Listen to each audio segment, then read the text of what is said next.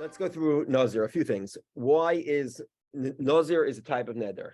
So we understand why Nazir is after Masechtas Nedarim. Now, besides for the last Gemara in Masechtas Nedarim, and if anyone remembers the Gemara in Daf Kaf Aleph, there hasn't really been much talk of Ishus in Nedarim. There really isn't much talk of marriage. Why isn't it in the Seder called Nashim? Why isn't it in Zika next to Shavuos? Why isn't the Seder, the order of tractates we're going through all pertain to marriage? If you remember in Masechtas Subis, we had a parak dealing with a woman making vows. It's called parak Hamadir. Since we dealt with vows, that's why Nedarim was put in. And since Nazir is a type of neder, we put Nazir after Nedarim. We'll soon see that Nazir is a recommendation for anyone who sees a promiscuous woman, called a saita. If you see a saita, you should know that one of the biggest causes of saita, promiscuity, is too much excessive drinking. And therefore, that is why saita will follow Masechtas Nazir. And all of this we'll review in about 2 months when we get to the beginning of Masechtas Saita. That's the Gemara Masechtas Saita. Okay. Let's try to go through a few things. What is a Nazir? A Nazir is a type of neder. He commits to a set of laws called Nazirus. If you make a neder, you can ban yourself from all the food in the world. You can ban yourself from anyone's intimacy, right? These are the big categories we spoke about. You can ban yourself from benefit from somebody else or benefit from the world or a group of population. Right. Or it can be very specific things like that orange, this banana, that chair. You can make whatever you want up. Nazir is a framework. There's a framework called Nazir. It has a set of rules. You can't change the rules, but you could decide whether you want to bind yourself with those rules or not. We're together on that? So one of the, I guess, probably the biggest differentiation between Nedarim and Nazir is the framework. Nazir is a neder with a framework around it. This type of neder has a certain set of rules to it, and you have to follow those rules. That is the definition of a Nazir. Of what is a Nazir? Now, how do you accept a Nazir? Same rules as Nedarim. Just like by Nedarim, we have three ways to do Nedarim, right? You can make an actual neder. You could do a yad. A yad is a partial verbalization of a neder, or you could use a kinoy. A kinoy is a euphemism, an idiom, or some other word that is often associated with Nazir. You could also do hatfasa on Nazir. You could say, like him. If that guy is a Nazir, you're also a Nazir. Okay, now. Okay, so that's how you do it. Okay.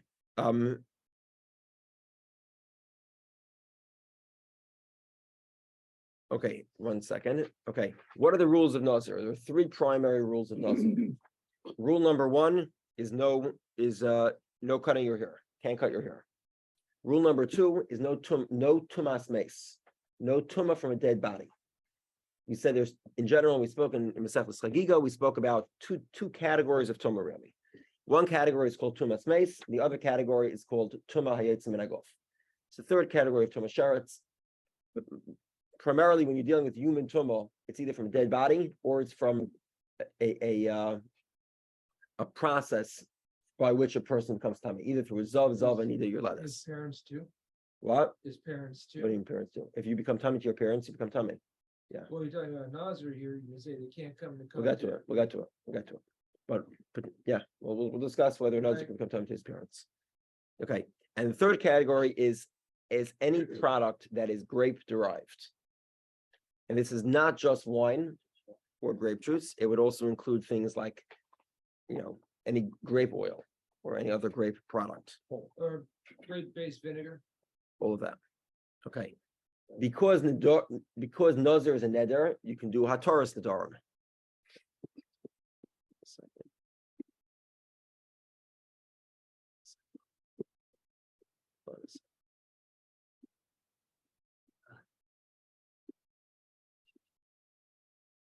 Okay.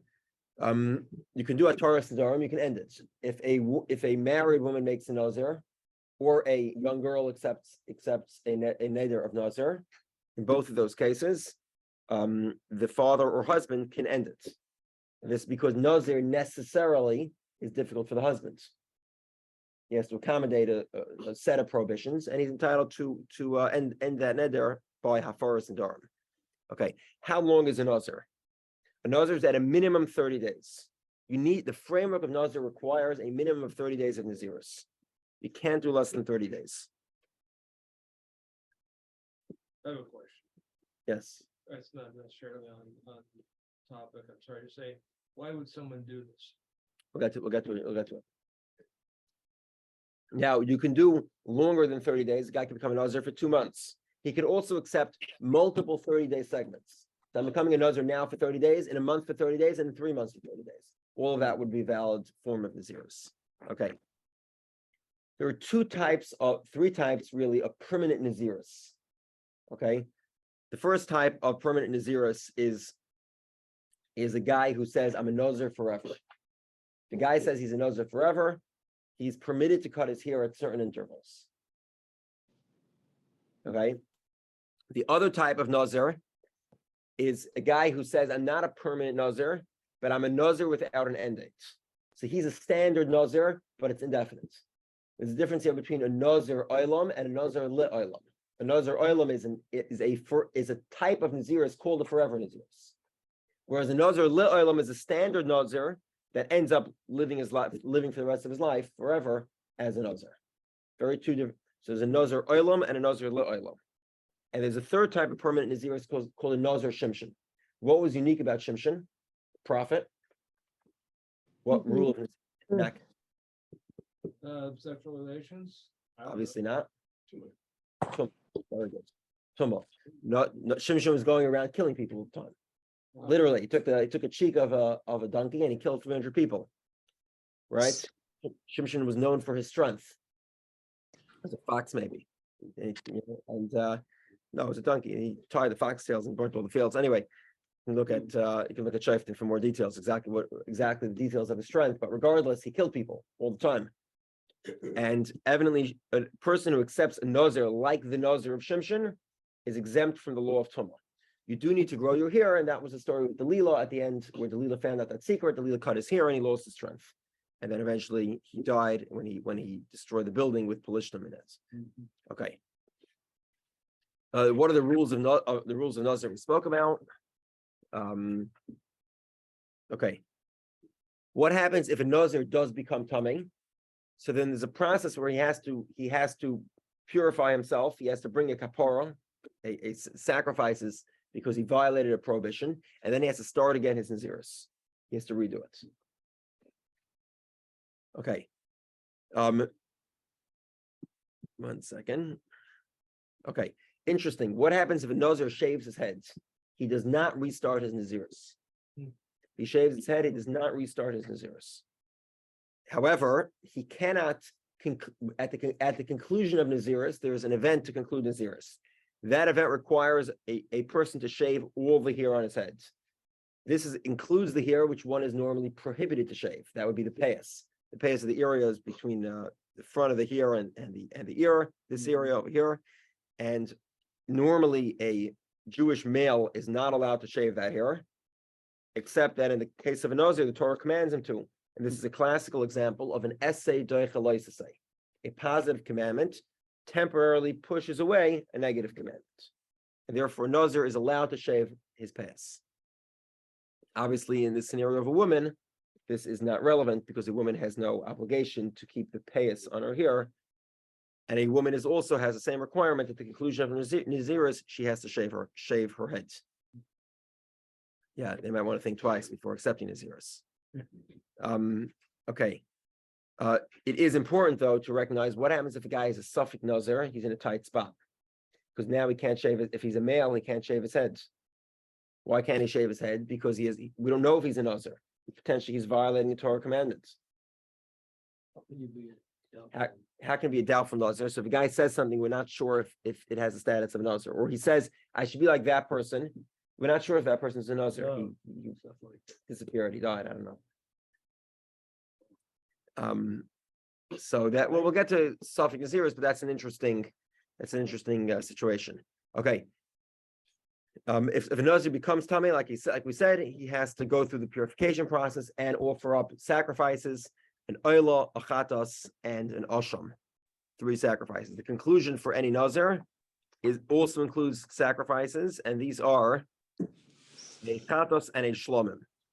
I have a question. Yes, please. Shimshon never actually declared his status. He was somebody imposed it on him. His mother had an angel An visit, angel, yeah.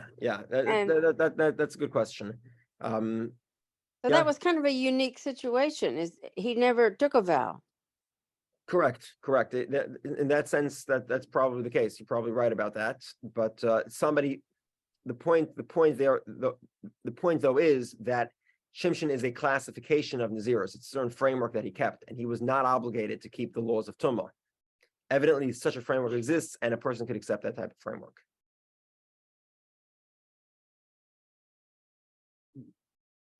Okay, it's done. Okay, and what time is it? 55. Okay, and the last question, obviously, is okay. 2 more points really here. The first point is Nazir a virtue or not? A person said the Torah says that a Nazir becomes close to Hashem. Nazir is a process of a person coming close to Hashem. Is that something that a person should want or not? Obviously, what's the answer? What? There we go. It's a machlokes. Is this question? It's a machlokes. It's a machlokes. It's a machlokes. It's a debate. According, if anyone remembers from Tractate Nazir, we saw the opinion of Rabbi Lozer. Rabbi Lozer held that every Nazir is sinful. Okay, why is a Nazir? Okay, let's go. There's 2 reasons potentially why a person should not become a Nazir. Reason number 1 is because they're almost certainly going to regret it. This was the opinion of Shimon HaTzadik, and Shimon HaTzadik once saw a Nazir, and according to at least one understanding of the Gemara, he was actually a Nazir that became Tameh. And he had to go through the recovery process. He had to bring his 3 sacrifices and then do the Naziris again, and then end his Naziris, another 2 sacrifices. But he had a good reason for making the Naziris. And because his reason was so good, he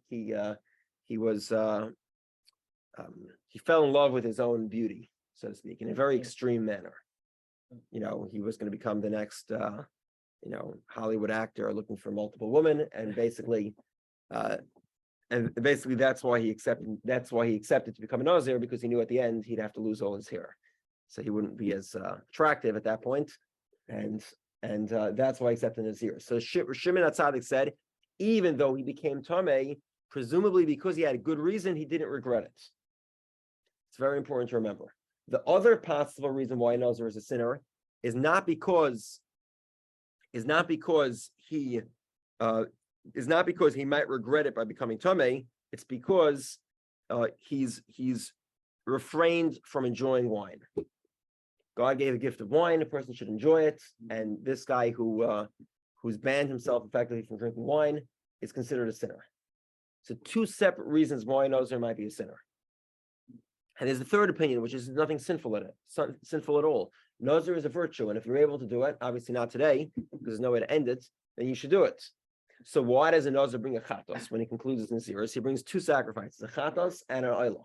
Why does he bring a chatos? Because why are you stopping? Go on, keep on going. If you were a Nazir oilam or Nazir lo oilam or Nazir shimshon, you never bring a sacrifice. You live your whole life that way. So therefore, those are the opinions of whether Nazir is a virtue. Okay. 1 second here.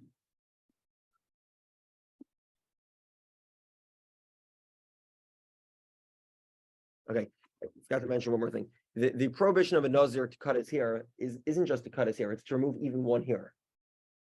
Any hair at all. No combing his hair then. So we'll get to how a Nazir cannot use a regular comb. That's correct.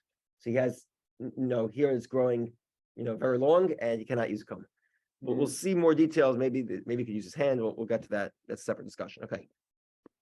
And now we get to the final difficulty of Masechtas Nazir.